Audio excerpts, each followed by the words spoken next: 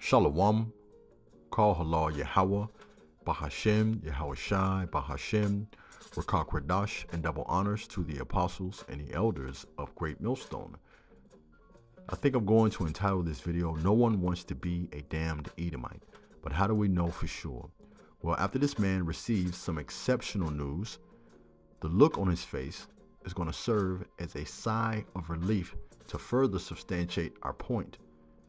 In the caption it states, got hit with a real ancestry plot twist. Steven Tyler of Aerosmith finds out that he is black. And by black, they mean the man found out he's an Israelite.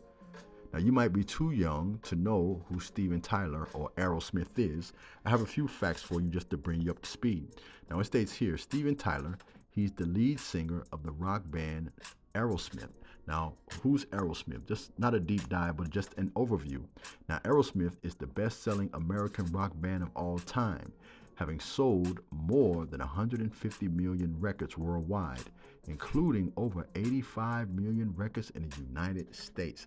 Now, what this man did, he took the time to delve into his ancestry, and he went back not only 1, 2, 3, he went back 4 generations, all right?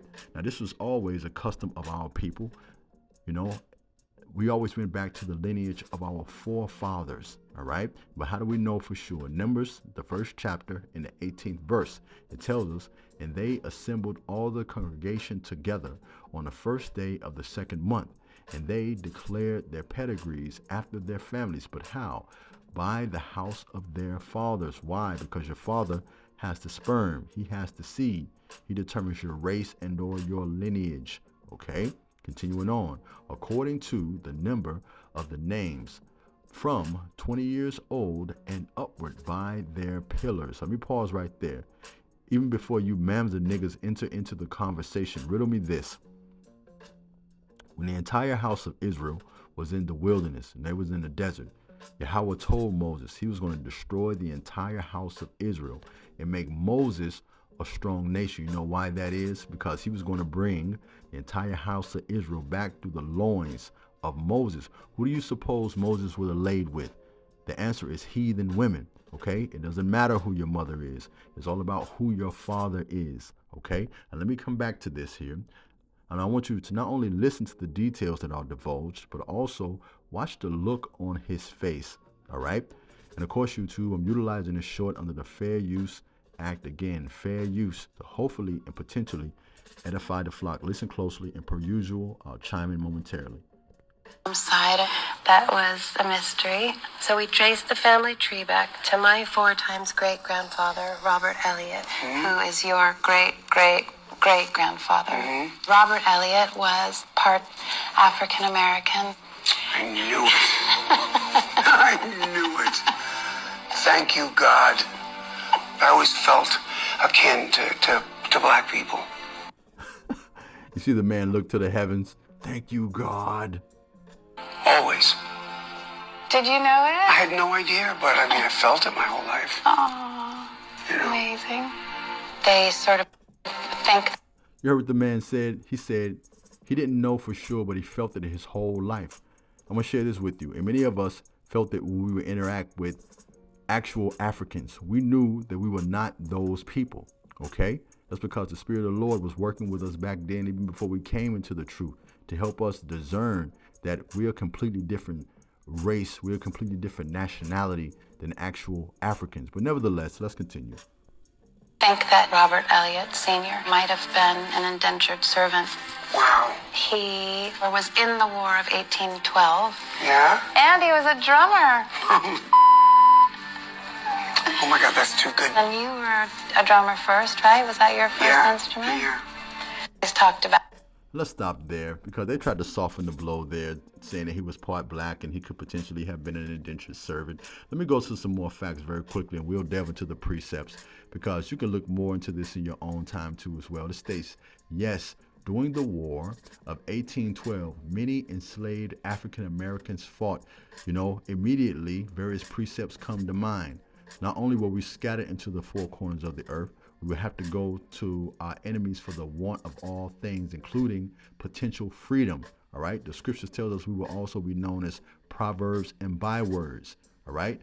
So when you come across many enslaved African Americans, they're talking about the children of Israel. But continuing on, many enslaved African Americans fought primarily by siding with the British forces in hopes to gain freedom by escaping to the British controlled territory and fighting against the American side. And let's come out of this very quickly because I wanted to read that fact, but also I want to show you the photos of his children because these are more Israelite speckled bird foreigners here, okay? Because we already determined who his forefather or who their great-great-great-great-grandfather is, all right?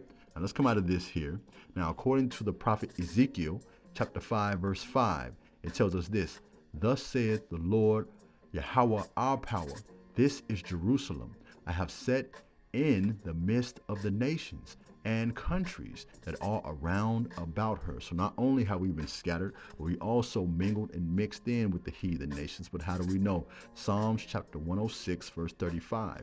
And it reads, But were mingled among the heathens and learned their works. So not only are we in the midst of the heathens, we worship their gods, we have laid with their women, we picked up their customs, so on and so forth. All right.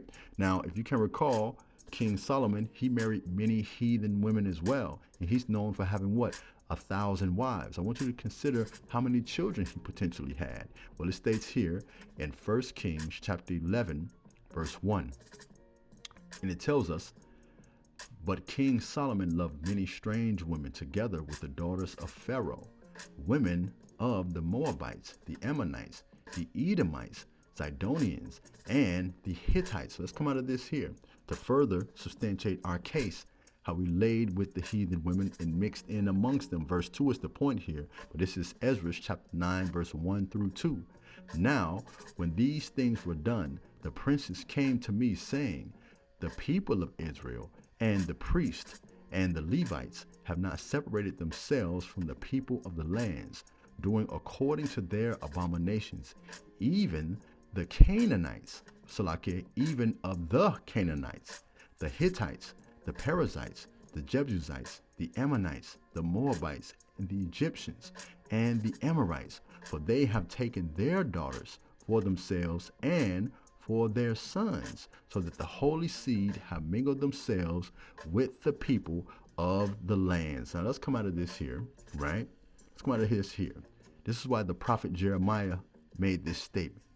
In Jeremiah chapter 12, verse 9, it states, Mine heritage, who's the Lord's heritage? The children of Israel, is unto me as a speckled bird. The birds around about are against her. Come ye, assemble all the beasts of the field, come to devour. You see, we're going to look like the heathen nations. You understand? We got Israelites that look all sorts of ways because we've been scattered into the four corners of the earth and we have mixed and mingled ourselves in with these heathens. But if your lineage goes back to your father being an Israelite, you are an Israelite. You just look like a heathen. Okay?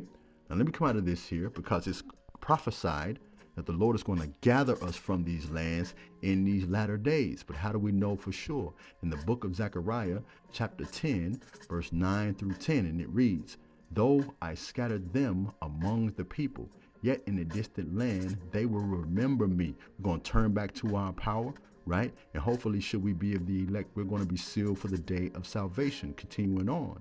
And they and their children will survive, and they will return.